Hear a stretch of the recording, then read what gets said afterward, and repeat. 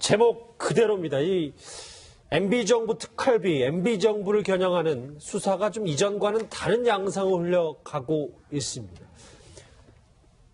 오늘 최측근 2명이 동시에 구속이 되면서 이명박 전 대통령의 목전까지 검찰 수사의 칼끝이 다 다른 것 아니냐 이런 분석도 나오고 있는데요. 근데 또 한 명의 인물이 등장했습니다. 화면으로 만나보시죠. 우리 여성들은 많은 사회적 제약과 차별, 오랜 편견을 딛고 놀라운 성취를 이루어 왔습니다. 이제 여성들은 한 나라의 최고 지도자로 창조와 혁신을 이끄는 기업 경영인으로 또 인류의 감성을 일깨우는 문화예술인으로 세계 곳곳에서 세상을 변화시키는 전문가로 탁월한 능력을 발휘하고 있습니다. 김윤옥 여사 얘기예요. 예. 이현정 의원님, 네. 특활비가 청와대, 국정원에서 청와대로 흘러들어갈까지 여러 가지 얘기들이 나왔습니다만 그 돈이 김윤옥 여사 보좌관한테 흘러갔다는 정황이 나와서요. 이건 참 이명박 전 대통령이 굉장히 곤란한 지점 같습니다. 그렇죠. 왜냐하면 뭐 본인 관련된 것도 아니고 특히 이제 김윤옥 여사와 관련된 거다 보니까 특히 또 이걸 진술하는 사람이 정말 핵심 측근이에요. 이제 그렇다 보니까 사실관계 면에서는 아마 이명박 전 대통령이 상당히 방어하기 힘들지 않을까.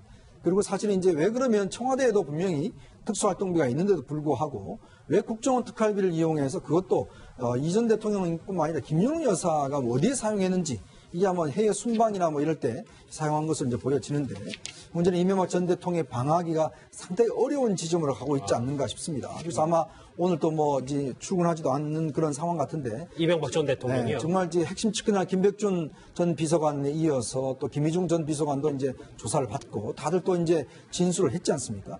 그런 면에서 본다면 아마 이 전 대통령이 이제는 방어하기 힘든 상황으로 점점 치닫고 있지 않는가라는 느낌이 듭니다. 예, 평론가님 말씀처럼 최측근의 입에서 나왔다고 말씀해 주셨는데 그 인물을 좀 저희가 짚어보면 이명박 전 대통령 때 제1부속실장을 맡았던 김희중 전 실장 입에서 이런 얘기가 나온 거란 말이에요. 우리가 이제 박근혜 전 대통령의 특활비 문제 얘기 나왔을 때 제일 많이 거론됐던 사람들이 문고리 3인방이잖아요. 그러니까 문고리 3인방이 바로 김희중 전 부속실장의 역할을 동시에 같이 했었다고 보면 되거든요. 그러니까 대통령 최측근인 사람들이 지금 국정원 특활비를 받아서 이렇게 사용했습니다, 저렇게 사용했습니다라고 진술을 하고 있는 상황이 됐단 말이에요. 예. 그러니까 당연히 앞서 말씀하셨던 것처럼 이명박 전 대통령한테 아주 치명적인 치명타를 미칠 수밖에 없는 상황이 됐다 이렇게 봐야 될 것 같고요. 결국 그러니까 오늘 이제 언론에 보도가 된 것처럼 검찰 고위 관계자가 이명박 전 대통령에 대한 직접 수사가 불가피하다 이런 얘기를 뭐 대놓고 아주 단정적으로 표현할 정도의 상황이 돼버렸다 이렇게 봐야 될 것 같습니다. 또 하나 또 주목을 해야 되는 게 박근혜 전 대통령이 특활비 받았던 문제에서 제일 핵심 키맨으로 역할을 했던 사람이 이현수 전 국정원 기조실장이었거든요. 그렇죠. 근데 이번에도 지금 키맨 역할을 하는 사람이 전 국정원 기조실장이라는 겁니다. 김주성 전 기조실장이 얘기를 하고 있는데요. 예. 그러니까 본류를 찾아 들어가면 원세훈 전 국정원장이 20억을 사적으로 이용했다고 하는 얘기가 나올 때 그때 검찰이 국정원의 입출금 내역을 본 것 같아요. 제가 볼 때는.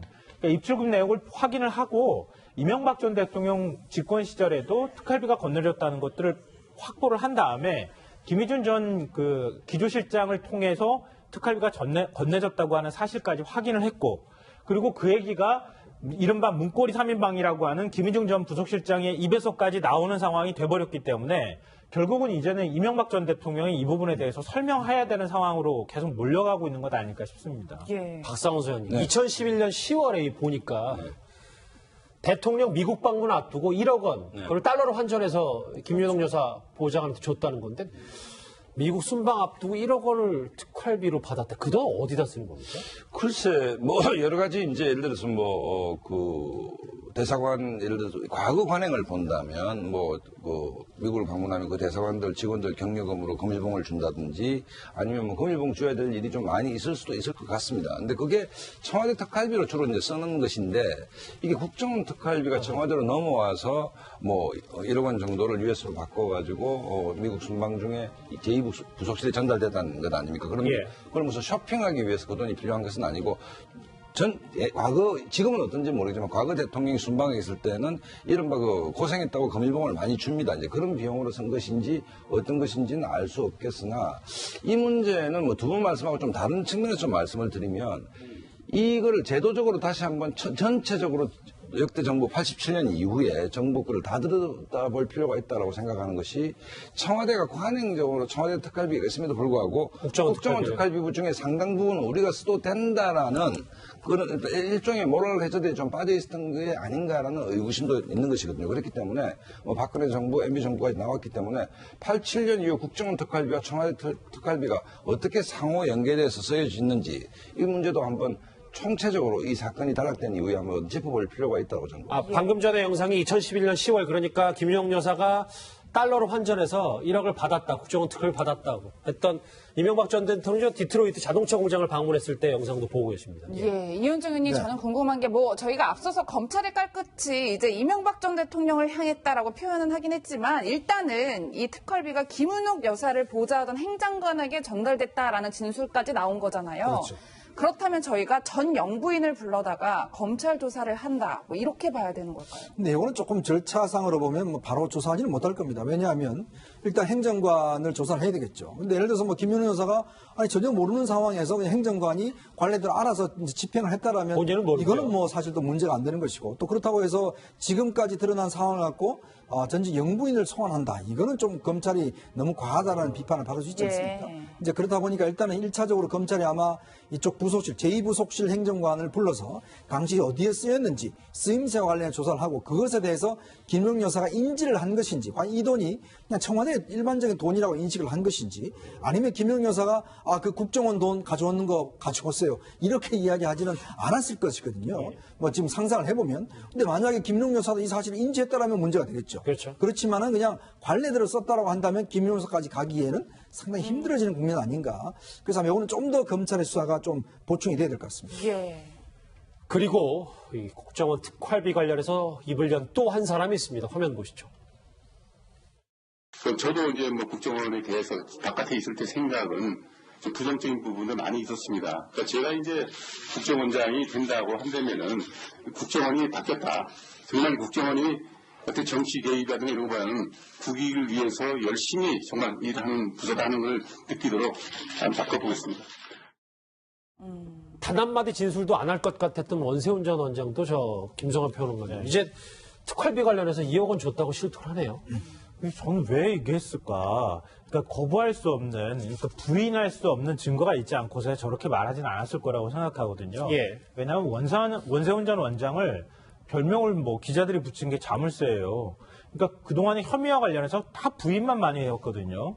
그리고 추가된 혐의에 대해서 잘 진술을 안 하는 그런 상황이었는데 이번에 특활비에 대해서는 2억 원을 내가 줬다 이렇게 지금 얘기를 하고 있는 상황이거든요. 예. 그러니까 원 전 원장이 본인이 안 줬다고 거부할 수 없는, 그러니까 부인할 수 없는 뭔가가 나왔지 않았을까 하는 생각이 들고요.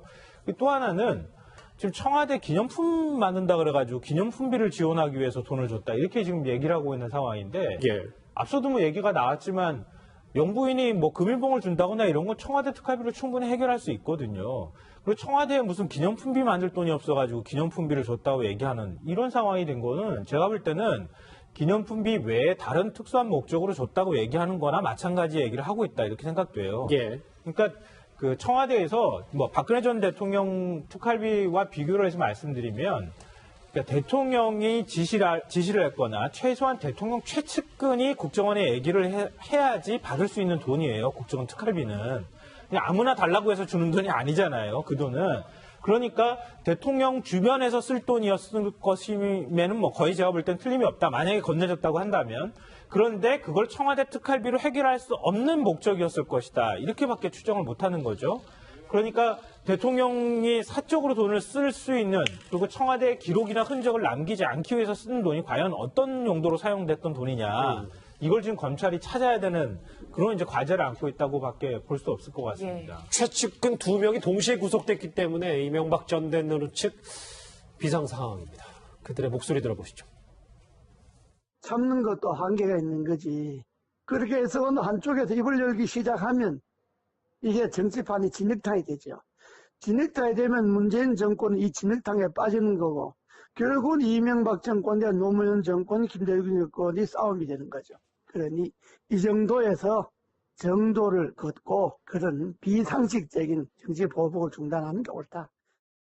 예, 소장님 말씀처럼 김백준 전 기획관, 네. 김진모 전 비서관 모두 구속이 됐어요. 이명박 전 대통령 굉장히 지금 당황스러울 것 같은데 실제로 오늘 출근도 안 했다. 이런 얘기 해주셨잖아요. 그러니까 지금 이제 칼끝이 측면으로 이제 오고 있는 것이죠. 계속 문재인 정부 출범 이후에 그 사이버 사령부 댓글 문제, 그다음 다스 문제 지금 진행되고 있고, 그다음에 처음으로 이제 측근들 김백준 기획관부터 이제 구속이 되는 사태가 왔습니다. 그러면 태풍이 예보만 있다가 거의 이제 눈앞에 보이기 시작한 측면이기 때문에 어떤 형태든 MB 입장에서는 이 문제를 이제 딛고 넘어가야 되는 것이고, 정치를 시작한 이래 이제 최고의 위기가 이제 와 있는 상황입니다. 어떻게 극복할지 아까 이재호 전 대표 같은 경우에는 전면전이다 이렇게 얘기를 했는데, 어쨌든 어떻게 대처할지 주목이 되는 부분이 있고, 그다음에 이 문제는 박근혜 전 대통령 때는 아까도 말씀드렸듯이 옷값으로 지불했다 등등 있는데, 지금 MB 문제는 김성환 평론가께서는 2억 원 문제, 청와대 시계 문제가 좀 설명이 잘 안 되는 것 같다고 말씀을 하셨는데, 저는 또 어떤 생각이 드는가 하면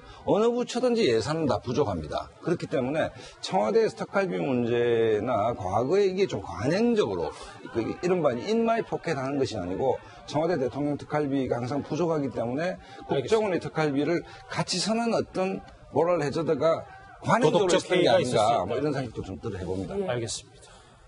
이명박 전 대통령 얘기해봤습니다. 정리하겠습니다. 여러분은 지금 뉴스 특급과 함께하고 계십니다.